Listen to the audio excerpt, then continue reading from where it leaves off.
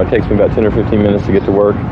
Was there a little less than an hour and got a call from my wife, and she said, you need to come home. And I said, well, what's wrong, Andrea? Does anyone hurt? And she said, yes. The children. All of them.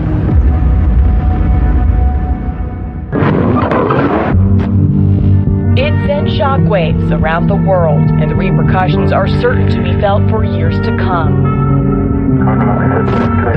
When the children started talking about robes and candles, you could see that it had to be satanic. We are continuing to examine evidence, following up on substantial. Wanted by the FBI as a criminal instead of a victim. The shocker, it was stunning. I have seen ambulances. I cannot tell you if there have been any injuries. It was an evil act of terror.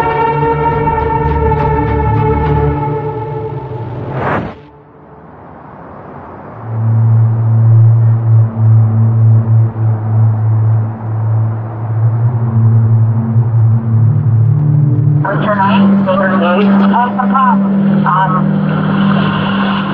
I just need him to come. Is your husband there? No. What's the problem?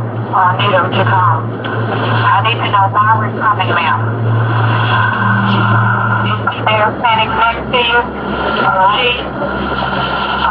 Are you having disturbance? Are you ill or what? Yes, I'm ill. You need an ambulance? No, I need a police officer. I've sent an ambulance. It was early morning, 9, 10 o'clock. I just received a regular 911 call, checked an unknown type situation.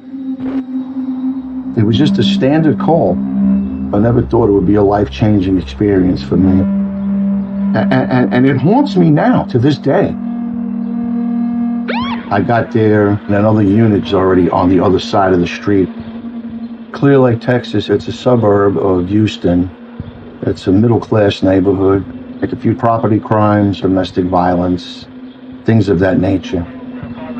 As I entered the house, Andrea Yates was sitting on the couch, and I asked Officer Knapp, I said, what is it? What's going on? That's when he told me it's a homicide. The call came from this house just before 10 a.m. When I came in last night, the father was out with his 7-year-old, and they were shooting baskets. Looked like a normal family situation. It was the suspect herself who called us and said that she required a police unit to go by her house. My sister called me and said, hey, don't you have a friend named Andrea? I think your friend is on the news. I switched on the news, and I just got this sick feeling in the pit of my stomach.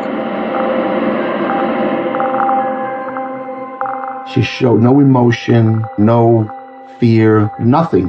I figured she killed her husband or boyfriend. And I walked down this long corridor, and I was expecting to see a body, a man's body. Andrea and Rusty were just a beautiful couple. When they got married, I remember being really delighted for her. Rusty's an engineer. He worked for a contractor for NASA. He was such a nice man. I was so happy for Andrea, and he seemed to be so very much in love with her. And I walked into the room. There was no body there, but I saw a little head. And I thought it was a doll.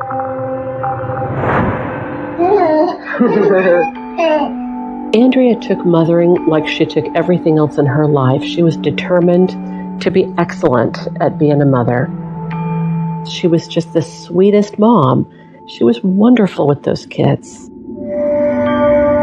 I walked over to the little head, and as I got close to it, the closer I got, the more I realized, wow, this is a child. And I touched his forehead. It was ice cold. And I picked up the blanket where the child was. And more children started to materialize. And they were all lined up, all side by side. There were 4 of them in that bed. To this day, my mind's eye can recreate the image that I saw. I put the blanket back on top of the children. I turned into the bathroom, and I found the oldest one face down in the tub. He was just floating. just in shock. We didn't know what to do.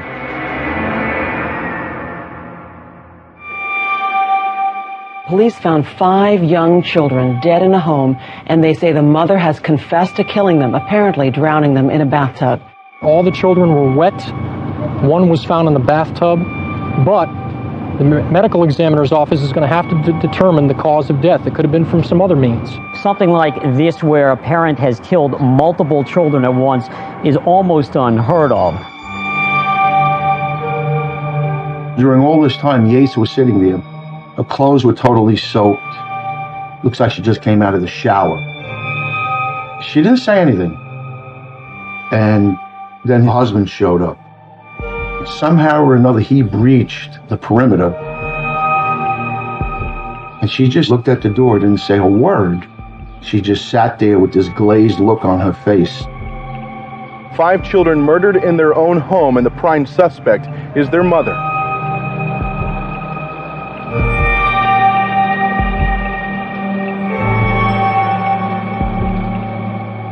The Andrea that I knew would never have done anything like that. Something very wrong was going on. The Andrea that I knew would never hurt a flesh. She did not have a mean bone in her body. What everyone wants to know is what could have pushed Andrea Yates so completely over the edge that she suspected of killing her own children.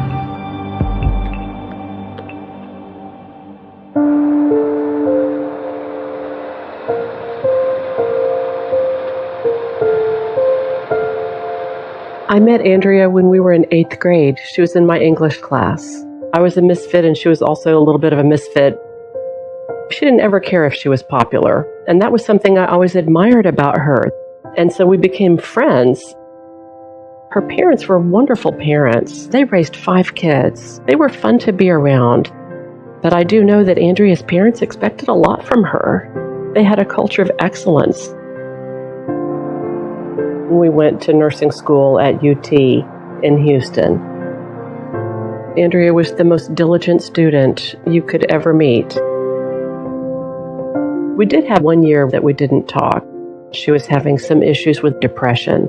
Andrea could be private with her emotions. If she didn't want you to know, you would not know.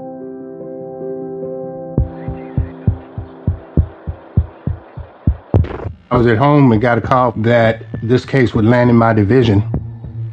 All we knew was that a woman had killed her children. It was so unusual, 5 children all drowned by the mother. It's kind of surreal. A community in crisis. Could their neighbor, Andrea Yates, really have drowned her 5 children? Every time you turned on the news, there was an update about Andrea. Locals struggle to come to terms with the tragedy.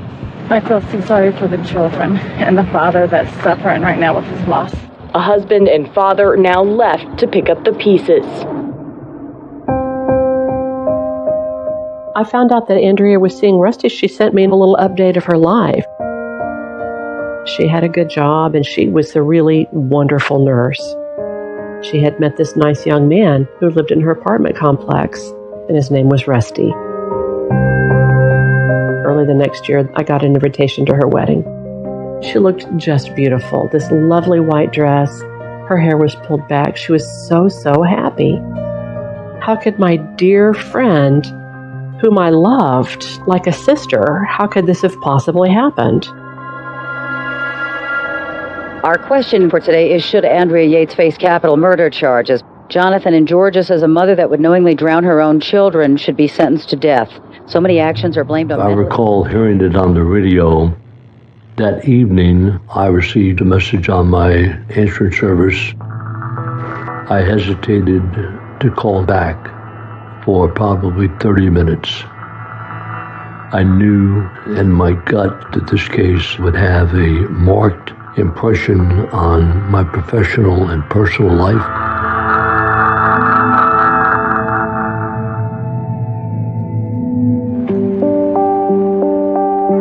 I do remember Andrea called me when Noah was born. I went to see her. She's sitting there in the hospital looking so completely happy and satisfied. I didn't see that she had any more anxiety than any other first-time mother. She was full of joy. Andrea's idea that you have to be excellent at everything you do, and she probably put more pressure on herself than she needed to. She breastfed, she used the cloth diapers. Later the next year, she sent me the picture of her and Rusty and Noah and John, so that's how I knew she had another baby. Where's Noah? Where's Noah? Where'd Noah go? I do remember her telling me that on her wedding day that she and Rusty were going to have as many children as God gave them.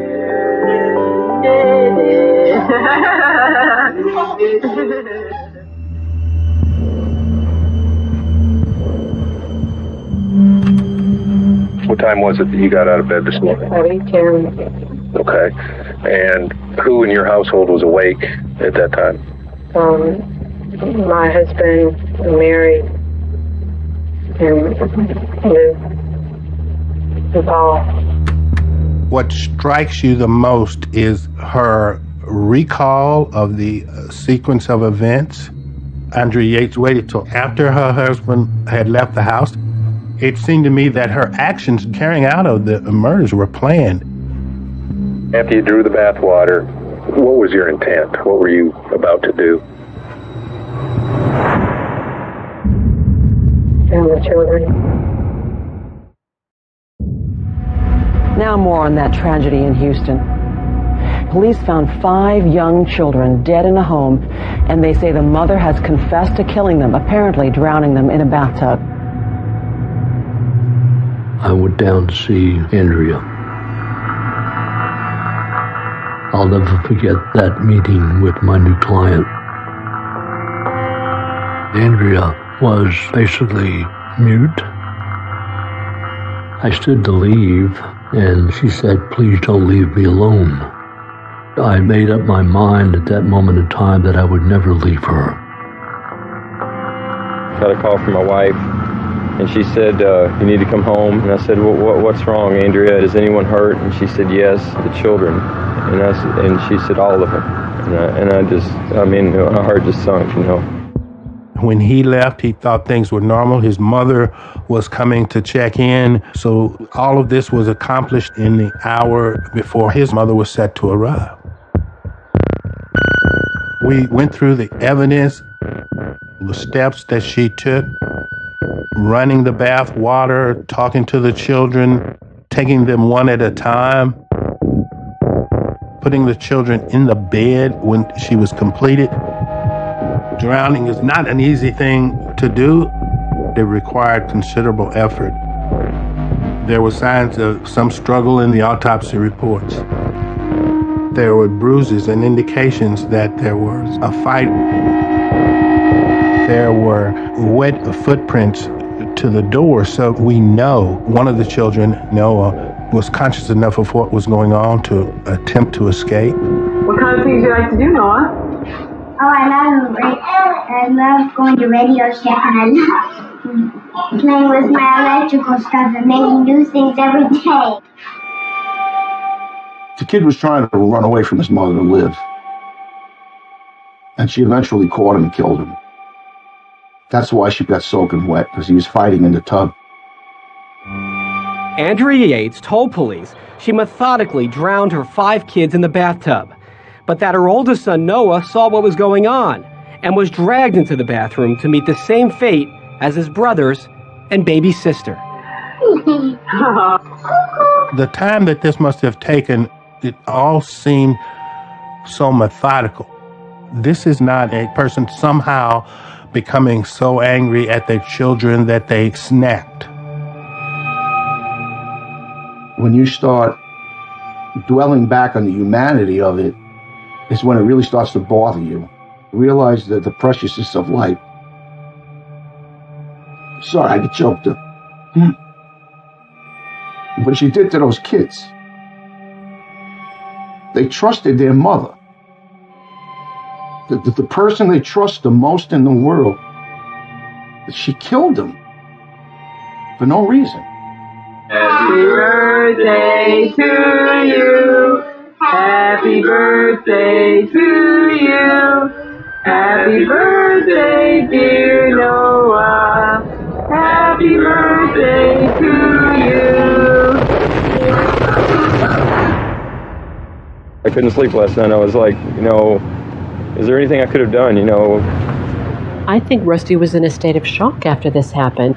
I think he was under an extraordinary amount of stress. I think it took him some time to process. My wife, I'm supportive of her. It's hard because on one hand I know she killed our children, but on the other I know that the woman here is not the woman that killed my children.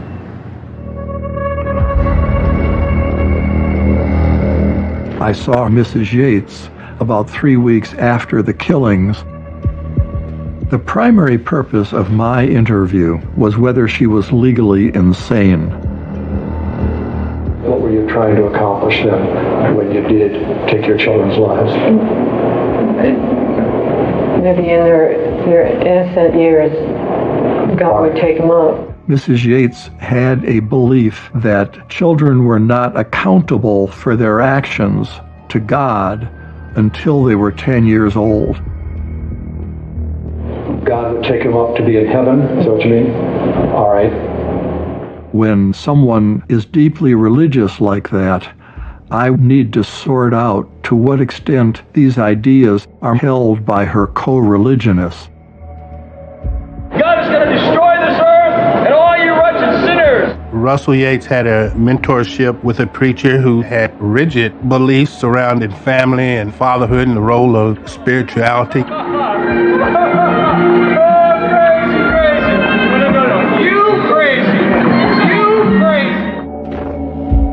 The preacher that they followed was Michael Warrenecki. And Rusty told me that Warrenecki was a soft-spoken preacher. You don't need to listen to someone tell you hateful things. I was a bit in shock because if you watch videos of him, he's gesturing wildly and he's in weird costumes and basically screaming, "You're going to hell." We all go to hell! Yes! To hell! And if you had not taken their lives, where would they end up? Hell. Andrea had innumerable tapes of Warrenecki's preaching and listened to it all the time. It says that the Word of God is more precious than gold or silver. Honestly, do you believe that? It's not until you implement that into life in repentance that you will find the favor of God. The Yates family wanted to follow the Warrenecki's teachings. You're almost there. So they moved out of their first house that they owned together and moved into the trailer park. Who is that, John? At that point, Andrea was a stay-at-home mom. I'll point to an orange and a pumpkin. In 1997, Andrea found out she was pregnant with baby number 3, Paul. What do you think of that? You sure good. Andrea started exchanging letters with Warrenecki's wife, and they're basically, "Andrea, you've got to be a better mother, you've got to be a better wife, you're a sinner, you're a Jezebel, you're going to hell."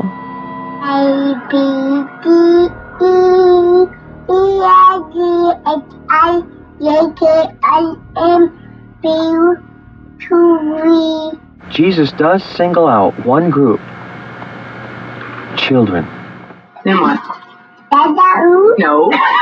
Whoever causes one of these little ones who believe in me to stumble, it is better for him that a heavy millstone be hung around his neck and he be drowned in the depth of the sea. I mean, Jesus, you're saying to kill yourself? Yeah. Mrs. Yates was very concerned that she had been a bad mother.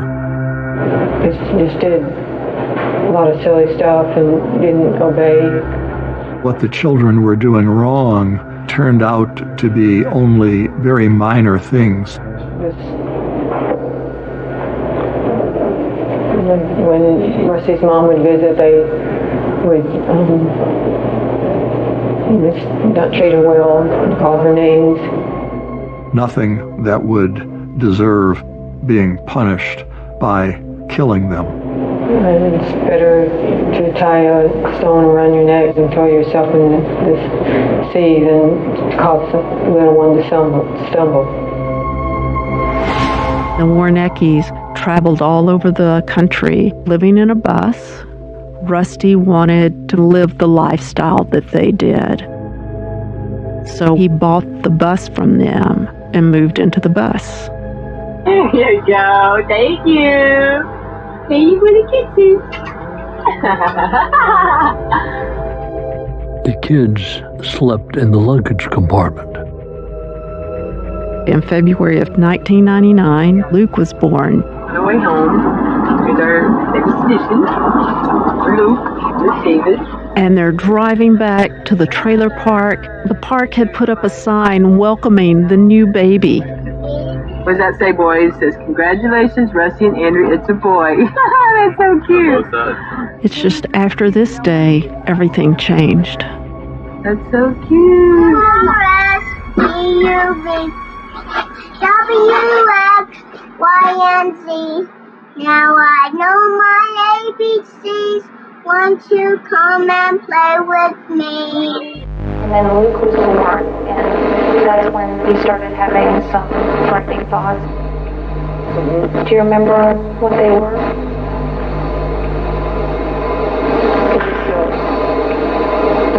To the fact of carrying one of them.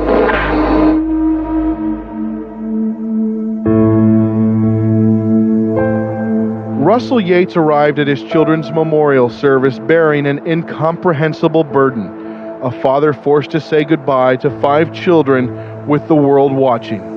It was a beautiful service and very, very sad. Rusty gave the most beautiful eulogy for his children. It was just heart-wrenching. 7-year-old Noah was described as the independent firstborn. 5-year-old John had the contagious family smile. 3-year-old Paul was the perfect child. 2-year-old Luke was fearless, earning him the nickname Bulldozer. And about 6-month-old Mary, Yates said he was stunned that he'd finally been blessed with a girl. Rusty held up a crocheted baby blanket, and he talked about how Mary would get her feet tangled up and poked through the holes, and that had the funeral goers about to lose it because it made her real. Did you think there was something causing you to have those thoughts? It seemed that way. It seemed that way? It went that way. Religious people are more likely to have religious delusions than non-religious people, and some religious delusions may lead to a homicide. I guess I thought it was right there. In Texas, Andrea Yates faces arraignment today on capital murder charges. She is accused of drowning her 5 children back in June. Andrea Yates' attorney George Parnham says his client will enter a plea of not guilty by reason of insanity. In order for the insanity defense to be credible, one must be suffering from a severe mental disease, and as a result thereof, does not know what he or she is doing is wrong. It was important to emphasize her mental state at the time that she drowned the kids. Texas law is notoriously strict on accepting the insanity defense, with 75% of pleas ending in failure. Not one of the experts who evaluated Mrs. Yates ever suggested that her illness was not genuine. She had had 4 psychiatric hospitalizations before she killed her children. Be Jackrabbit. You're going to be a jackrabbit? Wait. April 29th, 1999. They're still looking like a pretty happy family. We'll watch Noah be a jackrabbit. But you can imagine a school bus, 2 adults and 4 children. It's a disaster waiting to happen. Let's let it do it.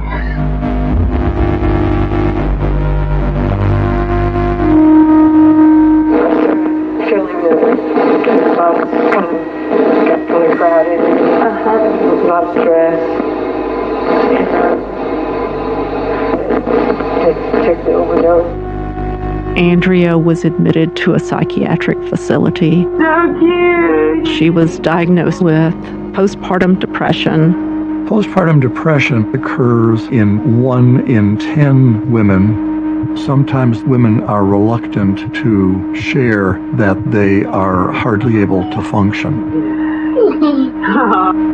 Andrea was released from the hospital and went back to her parents' house. 2 weeks later, Rusty noticed that Andrea was missing.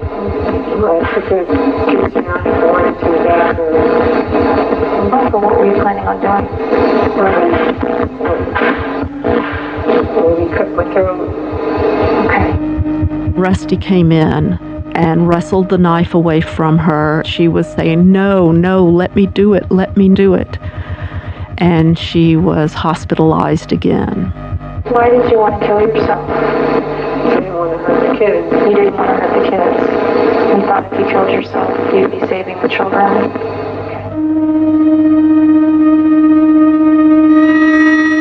Andrea met with Dr. Eileen Starbranch, and Starbranch said that Andrea was one of the sickest patients she'd ever seen. Mrs. Yates was diagnosed with postpartum psychosis rather than depression alone. Postpartum psychosis is much, much more rare where someone actually has delusions or hallucinations.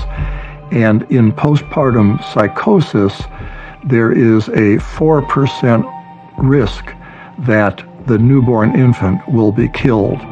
Dr. Starbranch put her on Haldol, an antipsychotic. It was the one drug that worked on Andrea. She began improving and became more in touch with reality. Happy birthday to you. Happy birthday to you. Rusty bought a new house in the Clear Lake area. It had 3 bedrooms, 2 bathrooms. It was a home. Once she got over the psychosis, Andrea quit taking her meds. Life went on. Jason's around the house now. Come on. It took a while, but she just snapped out of it. She was like herself again all of a sudden. Hello. You say banana? Yeah. To me, she fully recovered from the first depression.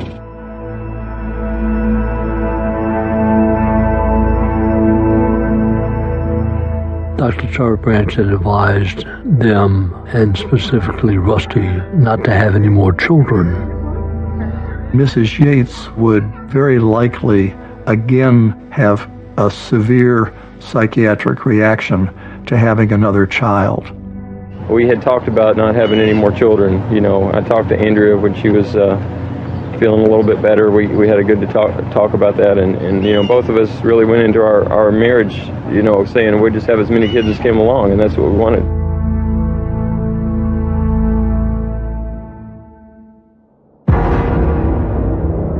There's the precious little girl. She went to sleep.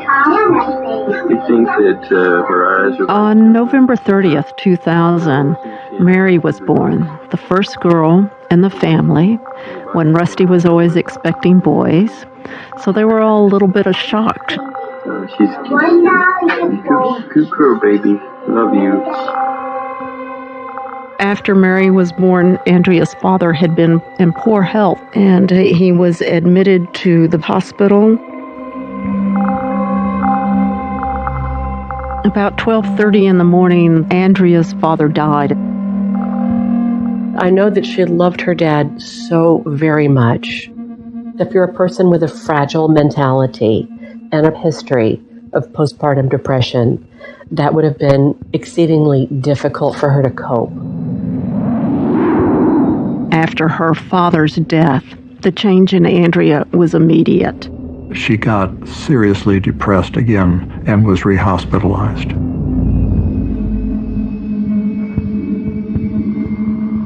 Rusty found Devereaux Treatment Network that was closer to home. Dr. Saeed was on staff at Devereaux.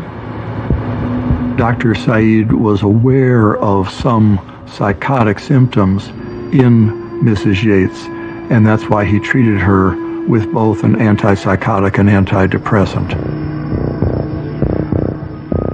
Even though Mrs. Yates still had delusional ideas, she deliberately did not share her psychotic thinking with her treating psychiatrist. So when she complained of the side effects of the antipsychotic, Dr. Saeed discontinued her Haldol.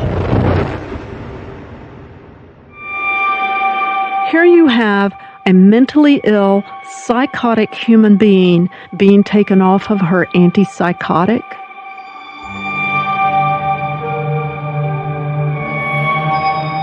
Andrea's last appointment with Dr. Saeed, Rusty asked the doctor to put her back on Haldol. This did not happen.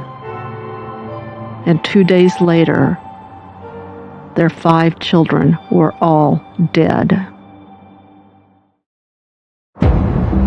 Today, opening statements are being given in the murder trial of Andrea Yates. She is the Houston mother who admits drowning her 5 children in the bathtub. The horror of this crime is beyond comprehension. Held under the water. It was sensational. People keep looking at the horror of what happened. Was a middle-class woman, professional husband, worked for NASA, very religious people. Yates' religious beliefs have become a focus of testimony just this week. The media just latched onto this thing and took off with it like a racehorse. Because of the Andrea Yates trial, people learned about mental health. It became, a topic of conversation. It was everywhere. Yates is fighting for her life. She faces the death penalty. We decided to seek the death penalty based on the magnitude of this offense. She is presumed to be safe, to know right from wrong. In John's little fist is her hair. He fought. He didn't want to die. Protesters began showing up at the courthouse. This position of going for the death penalty is just bloodthirsty, in my opinion. But if Andrea Yates is found guilty by jury of her peers for the capital murder of her children, that she should receive the death penalty. Our strategy during the trial was to rely on the evidence, to focus the jury on the decisions Andrea Yates made. She killed the children in the hour from the time Dora Yates, her mother-in-law, was expected to arrive, and the time that Rusty Yates, her husband, left for work, between 9 and 10 o'clock. It's absolutely no coincidence that Andrea Yates chose the hour when her husband would be away to carry out this act. She called 911. That is an indication that you believe a crime has been committed, and therefore she knew what she was doing was wrong. Let me tell you what this case is about. This case is about the law on insanity. It's about why we say the law is that you have to know right from wrong, and why we don't say that the product of your mental illness is enough for you to be found insane. Mrs. Yates knew that it was a sin and against the law to kill the children. That was undisputed. But she felt it was a lesser sin than that the children would lose their souls and never get into heaven. To employ the insanity defense, you have to admit what you did. But then you interplay the defense of not knowing what she's doing is wrong. It's extremely difficult. If this woman doesn't meet the test of insanity in this state, then nobody does. 0. We might as well wipe it from the books. She was so psychotic on June the 20th that she absolutely believed what she was doing was the right thing to do for those children.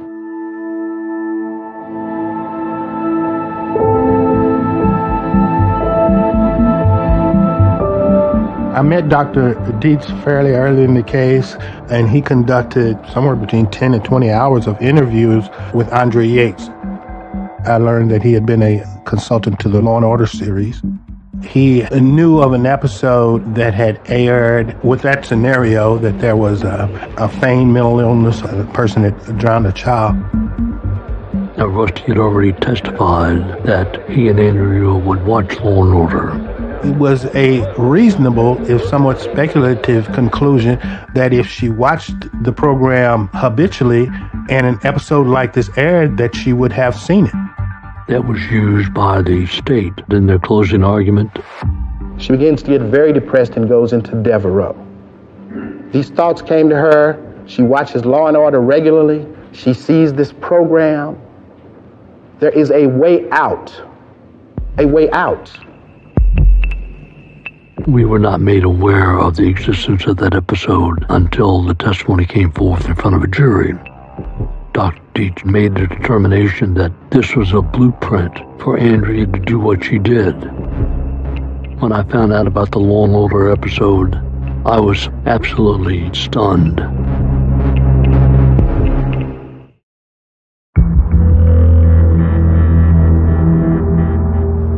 The Andrea Yates case in Houston brought new and intense focus to the insanity defense. The Yates case has drawn national attention not only because of the nature of the crime, but because it renewed long-standing questions about how the mentally ill are handled in the criminal justice system. It took the 12 members of the jury only 3 hours and 40 minutes to reach their decision.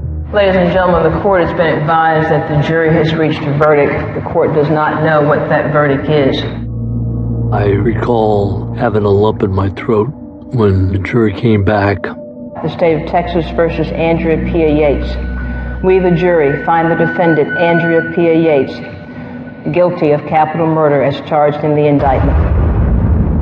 A jury in Houston sentenced Andrea Yates to life in prison today for drowning her 5 children in a bathtub. She could have received the death penalty. We obviously were satisfied that they had reached the right conclusion. In a perfect world, the Yates children would be alive and thriving in the midst of a loving family. But in this imperfect world, the best we could do was to see that justice was done for them as victims of a horrendous crime. None of us wanted her to be found guilty. In fact, most of us were offended that she was even prosecuted. As far as I'm concerned, the most positive outcome of this case is that Americans have witnessed firsthand, in a most extreme and painful example, the plight of the mentally ill. The prosecution had an advantage. They had a gentleman by the name of Dr. Park Dietz, who's testified in a lot of cases. He wrote a 100-page report. It was very comprehensive, and the jury seemed to believe he was trustworthy. A young reporter called me aside and questioned the credibility of Dr. Dietz. She watched every episode of Law and Order, and she was not aware of any such show ever existing. I got a call from the producer of the Law and Order series ranting about how there was never such a program, and I wondered what the implications of that would be. What about Park Dietz's testimony? Did that kind of impeach the state's credibility? What are you saying? They said that it was a lie, that there was they said that the statement was not true, and that's a sense, in the absolute sense. A lie usually implies that it was something intentional. He made a mistake. Dr. Dietz confused some episodes of Law and Order, and in the moment he was asked on cross-examination, mistakenly testified that such an episode had aired. I took that to the First Court of Appeals, being able to show that such a show never existed. And the Court of Appeals reversed that case on the false testimony of Park Dietz under oath on the witness stand.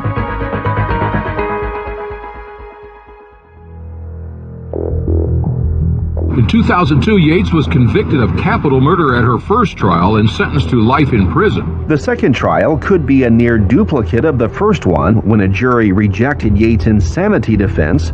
The trial could last about a month. I was sick to my stomach. I mean, how many chances do you... She killed 5 of her children, and you're going to have a retrial? I mean, come on. The gist of this trial was about the mental health of the defendant. The public opinion kind of changed from how could anyone do this to these children, they should be executed immediately, to how can you prosecute someone who suffers from this mental illness? Yates supporters say she should be treated for her illness rather than punished for the crime. I was very pleased that Andrea had a second trial because she's not an evil person, she's a crazy person. Enough information had come out. So I think that it was another opportunity for justice to be served. People may be much more sympathetic, but on the other hand, the prosecution is certainly not going to let anybody forget exactly what Ms. Yates did. Noah got his head up a couple of times. She was able to push him down and control him and force him under that water until he lost control of his body. She had been contemplating the killing of these children for approximately 2 years. Mr. Foreman, has the jury reached a verdict in each case? Yes, Your Honor. Will you please pass them to the bench, please? We, the jury, find the defendant Andrea P. Yates not guilty by reason of insanity. I remember feeling relieved for her, being happy for her at the outcome. My reaction was nothing short but ecstatic. I was just very emotional.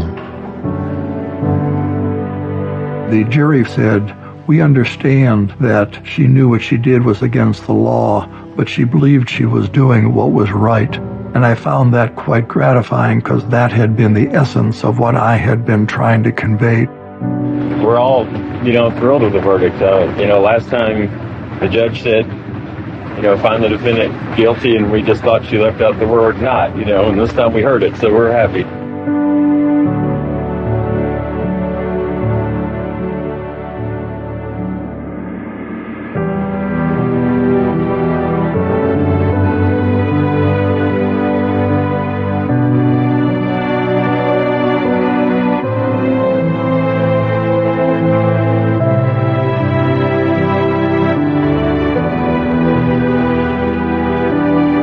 She is confined, if not by the letter of the law, by the circumstances of the law.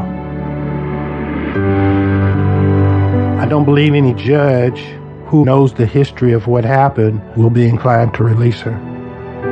I decided to start the Yates Children's Memorial Fund. Hopefully in some way make a difference in how women are treated in the mental health criminal justice system. As a result of Mrs. Yates' case, Texas actually passed a law mandating that a screening test for postpartum depression be administered to all women who gave birth in Texas. One reason I haven't been in touch with Andrea, because I've treasured memories of Andrea as herself. I remember Andrea as a vibrant, smart, diligent, just most integrity of anyone I've ever met. She was so beautiful, just sparkling with life. So that's my memory of her. It's so heartbreaking to me.